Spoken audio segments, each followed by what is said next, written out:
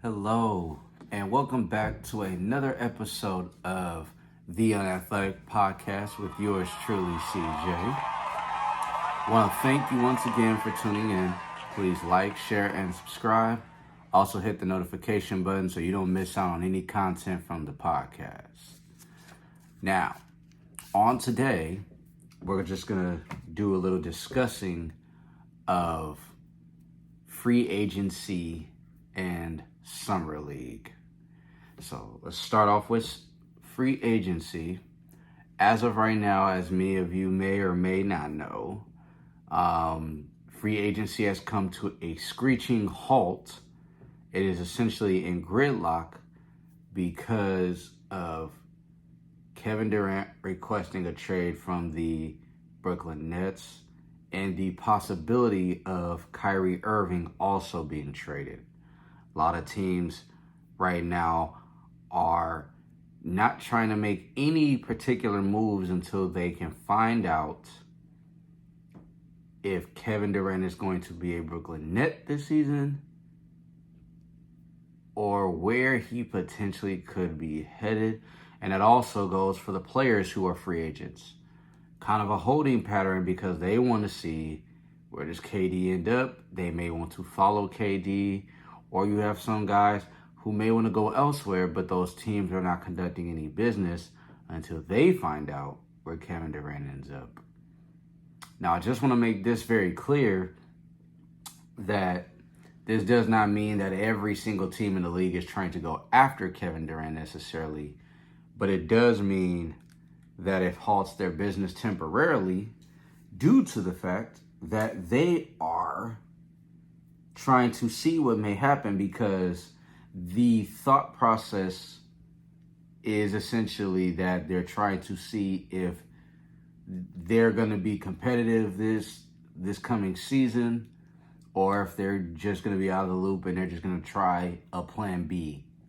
I don't think that it's a given that KD and Kyrie will be traded this off season. It is possible that it may happen either during the season, very possible, or it may not happen at all, like this off season or into the season. And it has been reported that as of I believe this morning, if not last night, Kevin Durant has suddenly gone dark. Meaning that people have been trying to reach out to him, players and whatnot, but he's not responding. Now, this is intriguing only because there's a legit possibility that KD may be facing the music and understanding that, okay, realistically, as one of the top stars in the NBA and as somebody who's incredibly talented, is going to be incredibly difficult for the Brooklyn Nets to move my contract. I have 4 years left on my deal. That means that most teams who trade for me are going to be trading away their future for the now. And so it's not going to be as simple as, hey, what do you want for KD? Okay, here you go. And then also there's the element of Kyrie and where he ends up and what team is going to eventually try to take him. And what is Brooklyn's price tag for Kyrie? What do they want for him? And then there's also the hidden element as well that a lot of people are talking about, which is the possibility that even Ben Simmons could get traded as well, only because Ben Simmons' presence on the Brooklyn Nets inhibits teams from trading certain guys there to Brooklyn because of a rule with the rookie extension contracts and how those players, you can't have two of those players on the same team. And so my thoughts as far as where do I believe KD will go, I will honestly tell you all, I have no clue. There's been a lot of places that have been brought up, reported, and a lot of fans are even saying places where they'd like for him to go and could go and things of that nature. All I know is that KD definitely wants to go to either Miami or Phoenix. Now, for those who heard about the interest from Golden State, I have read several articles that have been saying the same thing. KD was in contact with some of the star players with the Golden State Warriors.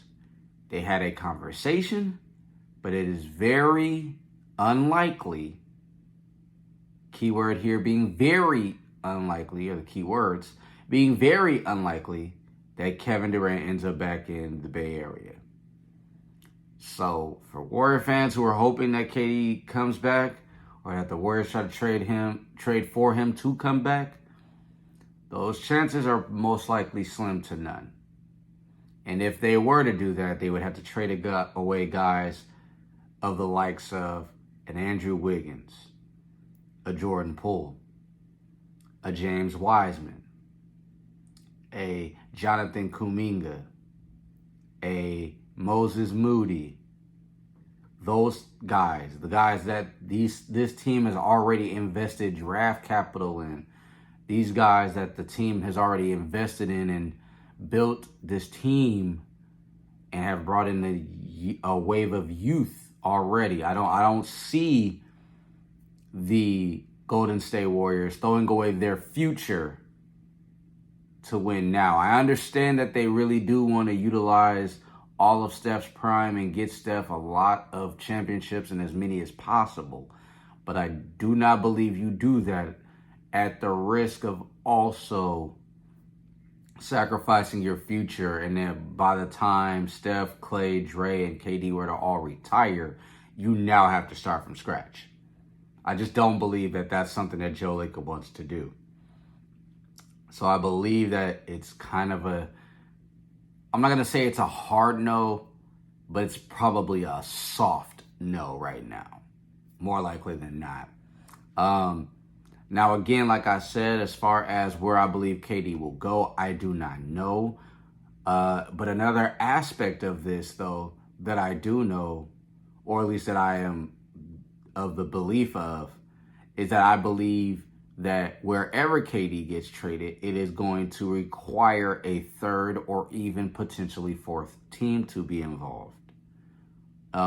Not only because of the price tag that Brooklyn may have for Kevin Durant himself, but it's also the fact that there are other teams who can kind of make the deal easier for the team that's going to get KD and the Brooklyn Nets. Because then there can be a rotation of picks, maybe other contracts that get unloaded off, and it can be kind of shifted around because there's, Brooklyn may not want to take certain contracts on or take certain players on, and those they can be rerouted to a third or a fourth team. Like I said, it's all a bit complicated, but just to make it really simple, I just believe that the only way this deal gets done effectively is if it is a 3 to 14 trade where other moving parts get moved and rotated around, and Brooklyn is able to get off of KD, and whoever ends up with KD can get KD and get him comfortably fit within their cap space or their cap room. Okay, so that's my thought process on that. As far as Kyrie Irving is concerned, I believe it's LA or bust, Lakers or bust for Kyrie. I will be intrigued if at any point it is reported that the Lakers are out of it, or that they they decide to walk away from the table. I don't believe that ends up being the case. I do believe they find a way to get Kyrie to LA, but it will be interesting to see how that deal comes about. Now, Summer League, right? Let's get into Summer League. Summer League has been going on since the 7th or the 5th, something like that. But I just want to say thus far, right, we've had the California Classic and we've had Summer League in Salt Lake City, Utah. And thus far, from the performances and players that have basically kind of impressed me personally, I will say from the Golden State Warriors, I like Guy Santos. Guy Santos has intrigued with his play thus far. In that first game of Summer League, he scored 23 points and just put up a very impressive performance because I don't believe many expected him to perform as well as he did, especially with him being a second-round pick. But I am very intrigued by what I saw from Guy Santos. Like I said, second-round pick from the Golden State Warriors. And then this is something else just to keep in mind. Again, and I said this, I believe, in the last episode of the UNathletic podcast, which is also on YouTube. Do not get too caught up and don't become prisoner of the moment from what you see in each game of Summer League. Reason being is that, number one, the talent that you see these first round, second round, lottery picks that you see them going up against, the guys you see them going up against, is not the same caliber of talent that they will be going up against in the regular season, postseason, even preseason. All this really is, or at least all you should look at it as these guys just displaying what they're capable of on the NBA floor. Don't get too caught up in the points, rebounds, assists, blocks, and things of that nature. Just see these players putting their skills on display.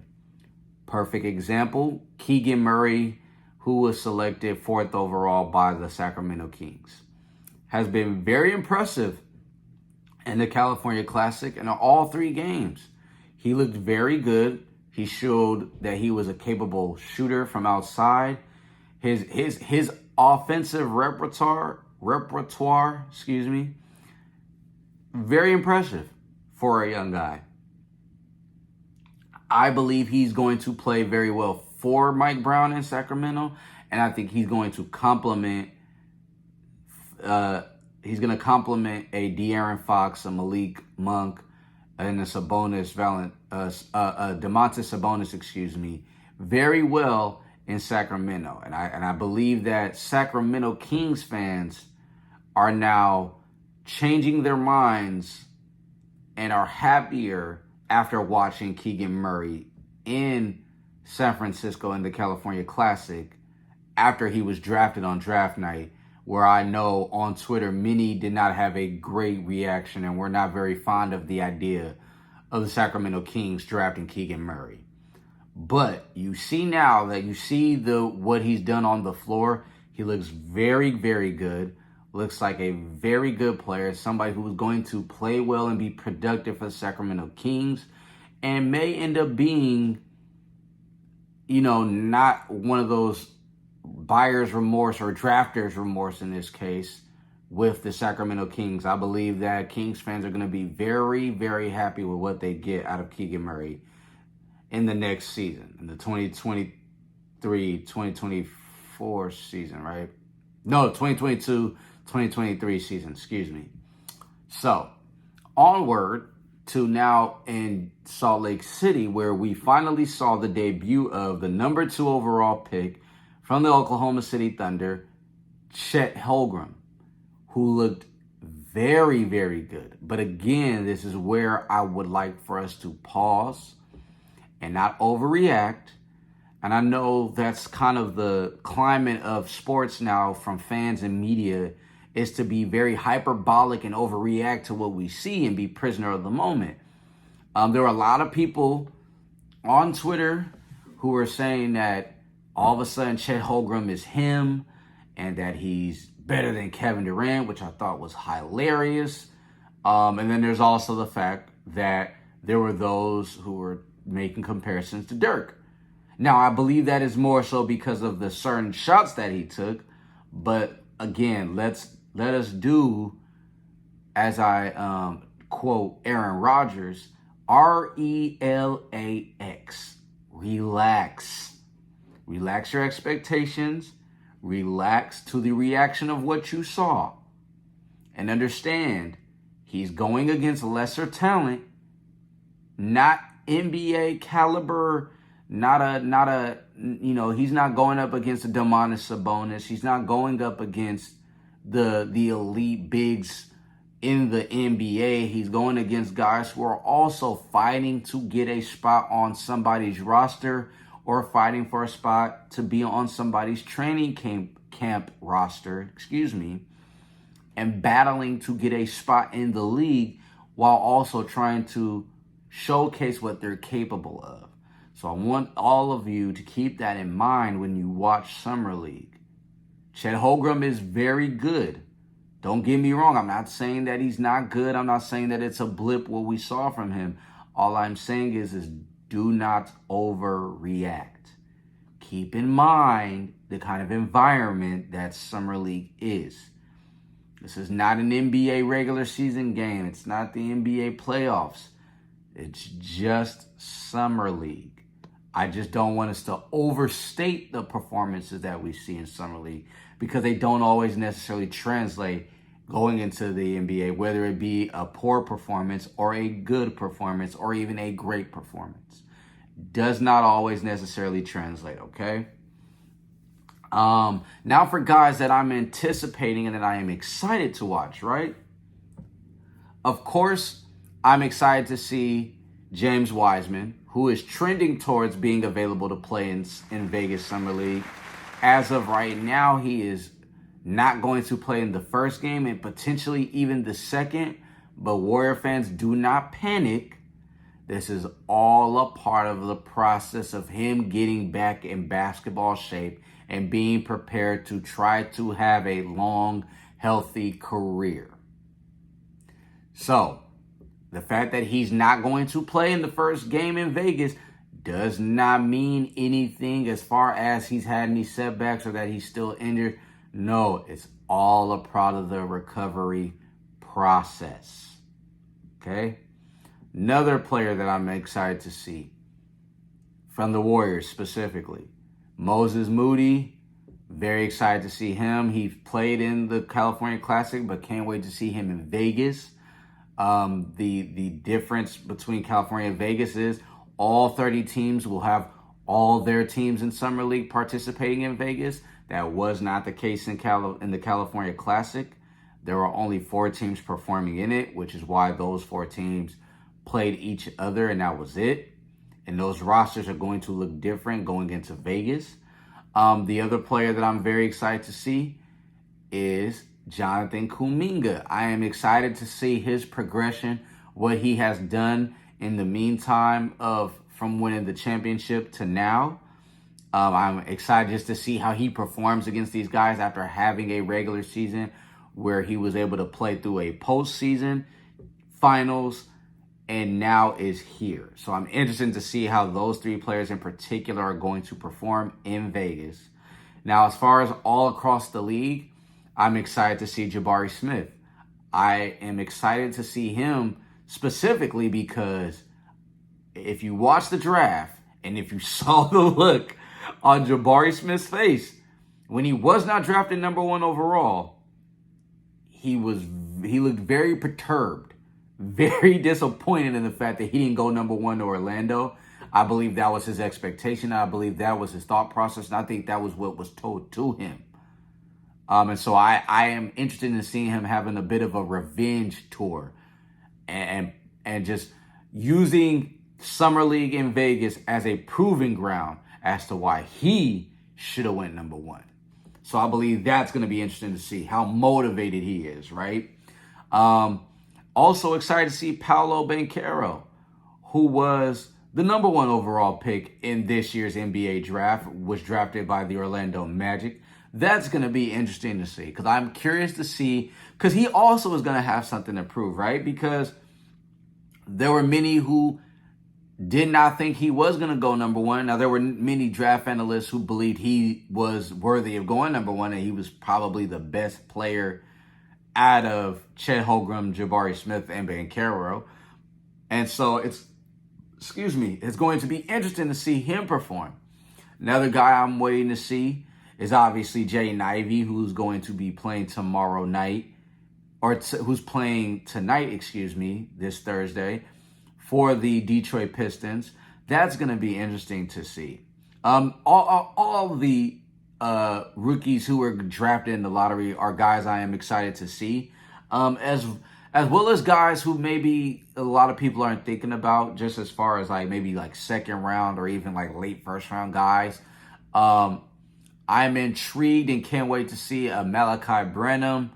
I'm excited to see guys like give me a second here.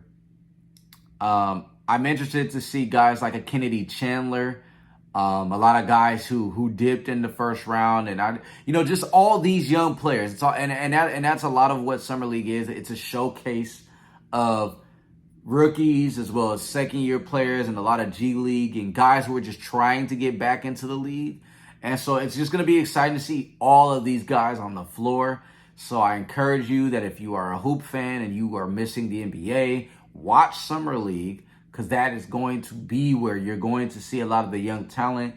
And they are the future of the league potentially. So it's going to be very fun to watch those guys perform and see what they do on the floor. Again, do not overreact to what you see, because once again, all this is a showcase of rookies, sophomores, and guys who are trying to get back into the league.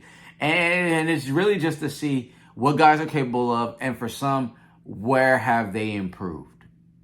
And where do they need to improve, right? Because once again, Summer League, after Summer League is over, there's still a whole entire offseason that these guys have. So a lot of these guys, once they're done, are still going to have time to work on their games, and they're probably going to be talked to by the coaches and organizations respectively and told like, hey, we want you to work on this, we want you to do that, we want you to get in the gym, we want you to add on weight, or whatever the case may be. And so I just don't want us to overreact. Don't be hyperbolic. Don't be prisoner of the moment. Take it for what it is. Enjoy it, but understand that this is just a proving ground for some. It's a display or a showcase of what they're capable of. It's a showcase of their development thus far. So I don't want us to overreact to the performances. But it's going to be very interesting, and I'm curious what your thoughts are on who you believe will win the championship in Summer League, because remember, in Vegas, it is a tournament, and so these teams are playing to win, and it's going to be interesting to see who ends up winning the Summer League championship. I believe last year it was the Sacramento Kings, if I remember correctly. Be interesting to see if they can pull that off for a third time in a row, but I do not believe that will be the case. But it's going to be very fun to watch, so you guys tune in to check that out. And as far as free agency goes, with Kevin Durant and Kyrie kind of having things in complete gridlock and teams being hesitant to make moves as of right now, and there are plenty of other moves to be made. Remember, there's DeAndre Ayton who's waiting out there. There's John Collins who still needs to be moved because he doesn't want to be in Atlanta anymore. There's also Buddy Hield who's still out there. Russell Westbrook who could potentially be on the move. A lot of moving pieces, but it's all in gridlock right now as teams try to find out what Brooklyn's next move is and what Kyrie's next move potentially is and things of that nature. So I just want us to keep that all in mind. And thank you once again for tuning in to this week's episode of the UNathletic Podcast. Once again, please like, share, and subscribe. Also hit that notification button so you don't miss out on any content from the podcast. And please check me out also on Twitter and Instagram. On Twitter and Instagram, my handle is at CJ the Unathletic. That is CJTheUnathletiC. CJ the Unathletic. I appreciate you guys for tuning in. And again, once again, please like, share, and subscribe. And then I would appreciate the follow. And then you can also leave comments because I do enjoy interacting with my viewers. So if you have anything you want to ask me or you want to challenge me on or anything of that nature, please comment. And then like, share, and subscribe. And then tell somebody.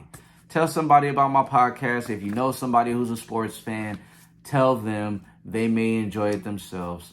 And I appreciate all the love and support that I get from every single one of you. I just want to throw that out there and let you know that it is greatly appreciated that you guys do support me. For all of you who view my podcast every week when it comes out, I greatly appreciate it. And I greatly appreciate all the love I've been shown on Twitter as well, for the followers on there who have given me just giving me encouragement and just giving me support. I thank you all.